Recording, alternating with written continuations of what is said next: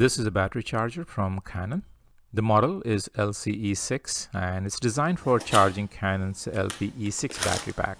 It's compact and you can use this to charge batteries for Canon's EOS 5D Mark II, 5D Mark III, 7D and 60D digital SLR cameras. Here's the charging indicator. It shows the battery's charging status. This is the battery terminal. When attaching, make sure the arrow on the charger lines up with the arrow on the battery.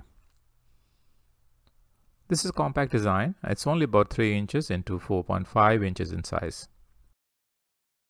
You can plug this directly into a wall outlet. There is no power cord required. Makes it easy to use. Point the arrows in the same direction and attach the battery. There you go. The charging indicator starts blinking. Charging has started. Overall, this compact Canon charger is nicely designed, works great, and it's highly recommended.